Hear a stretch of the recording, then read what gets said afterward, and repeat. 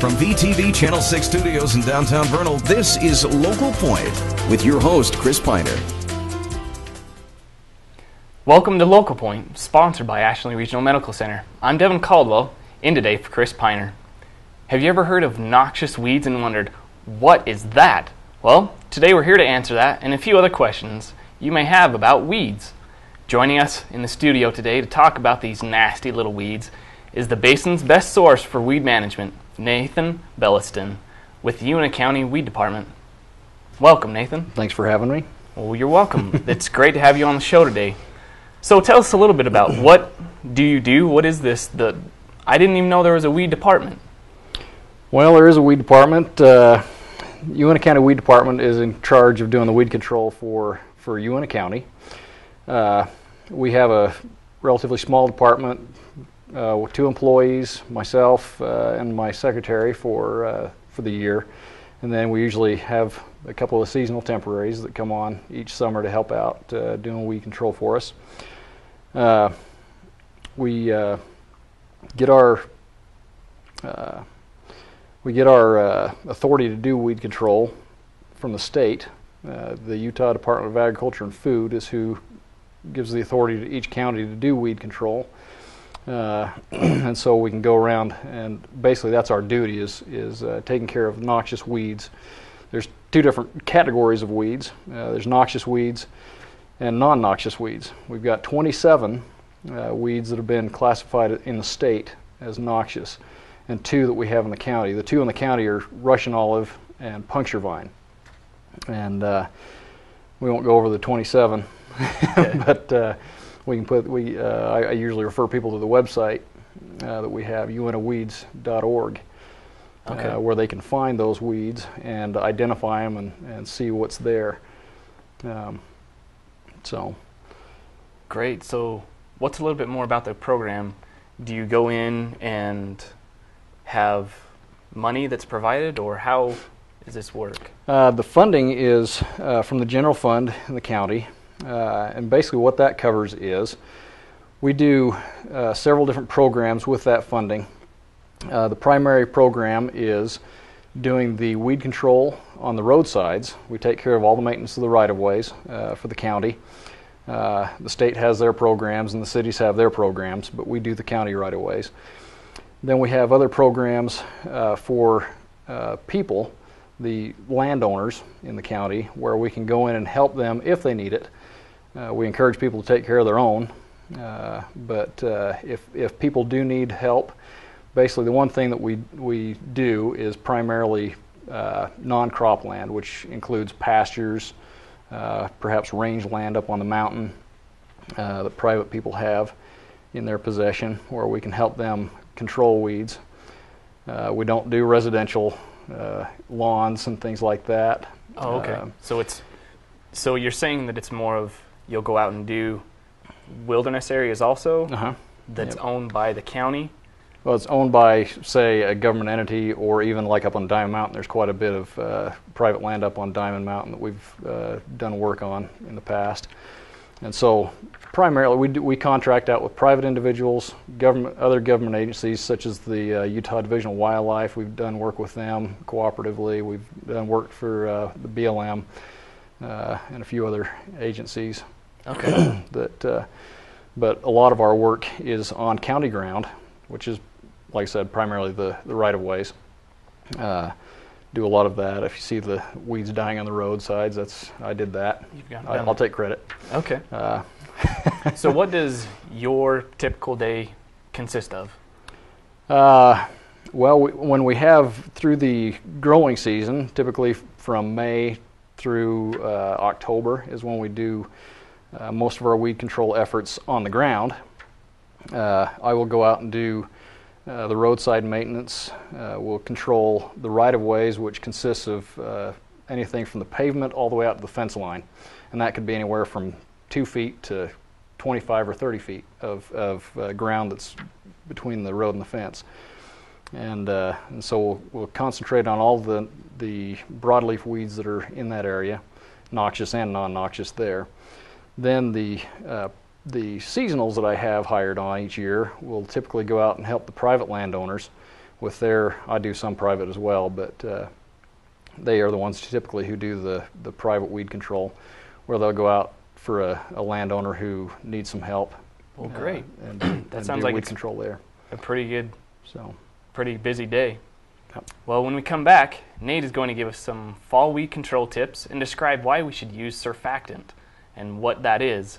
And now this message from our program sponsor, Ashley Regional Medical Center. Ashley Regional Medical Center is committed to bringing you the latest advances in technology right here in the Basin. The radiology department at Ashley Regional, along with radiologist Dr. David Perry, now offers laser vein therapy. This new therapy can reduce unsightly varicose veins, help with leg pain, and even reduce restless leg syndrome, and requires a minimum amount of your time. Stop hiding your legs and call Ashley Regional today at 621-6465 for more information. Ashley Regional Medical Center. You're watching Local Point on VTV, and today we're discussing more about weeds. Now, Nathan, tell me a little bit more about your programs that you actually provide for landowners. Well, like I said, Devin, we usually encourage landowners to do their own weed work if they are able to. There are some landowners that don't have machinery or whatnot to be able to take care of their weed control on their own, and so we do have machines that we can take out, sprayers and things that we can take out and help them in some circumstances. And what we like to do for the landowners is we have a program where we have our costs that it costs the county to provide weed control. And so we charge people, we do charge for noxious weed work, but it's a substantially lowered rate. We basically charge for the time and the herbicide, and then knock that half off of what our costs are. And so it basically comes down to approximately $50 an hour plus the cost of herbicide, or plus half the cost of the herbicide. Okay. That's for when we contract out with someone to do that. For those who like to do weed control on their own, we have another cost share program that people can go out and buy the herbicide at any vendor, say it be somebody like IFA or maybe Lowe's or even Walmart. They can go purchase their herbicide and bring in the receipt to the county, to the weed department, down at 364 West and 1500 East. I'm sorry, 364 South. Okay. 1500 East. And they can bring their receipts down to us, and we'll cut them a cost share of half of that cost off of their receipt for the cost of the herbicide. We also have one other program that we cost share with people on sprayers, herbicide sprayers, like you'd put on the back of an ATV or even in the back of a truck. Okay. We'll cost share a portion of that. And like I said, if you go to www.uintaweeds.org, you or anybody else could find out the specifics of each of these programs that we have available to people. Great. And so, now, you did mention that you don't do this to compete with other private businesses, right? Right. We have a no competition clause in our policy that we want to encourage private sprayers to be able to make a business, make a living out of weed control, and they're a very valuable resource. And so I will control the noxious weeds, and we let the private sprayers, applicators come in and spray the non-noxious weeds. Okay. There's a never-ending supply of those. Great. And so they can make a good living out of that. Now we also have the fall. It's coming up. Now there are different weeds. There's the types of controls and things you maybe want to do to help stop that either in the next growing season or the current one. How is that? The fall weed control season's coming up. There's several weeds that are not killable right now, but several of them, such as the Russian olive, the tree that everybody loves so much around here, Russian knapweed, leafy spurge are three of the weeds.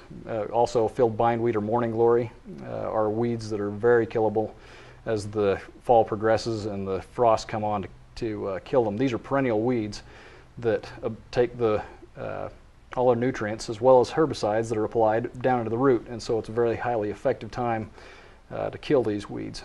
We can get upwards of 90 to 100% control the following year. Oh, wow. On these, with the exception of the Russian olive, which is such a big organism that it takes a couple of seasons to kill those. So it takes a couple different applications then to actually you get have to have multiple applications typically on those. But you know, the one thing about weed control, when people do it on their own, I want to recommend to people that they, first of all, get a good quality herbicide. You know, at the weed department, we get the best quality we can afford, and people ought to do that. They can take advantage of that 50% deal that we have, purchasing the herbicides. And then, in addition to that, I see a lot of problems with people not wanting to spend the extra money on surfactant. Surfactant is a spreader that allows the herbicide to actually penetrate the leaf surface and get beyond the waxy cuticle and the little pubescence, so the it helps hair. break down into. Yeah, it relaxes the surface tension of the water and allows that herbicide to be most effective. And so that's where we really want them to do that, and also calibrate their equipment. Well, great. And all these resources of that are on my website that people can go and get that information. Well, thank you, Nate. That's all for us this week. You can find this and other VTV programs on demand by visiting our WebView page at www.strata.tv. From all of us here at VTV, we hope you can join us for our next edition of Local Point.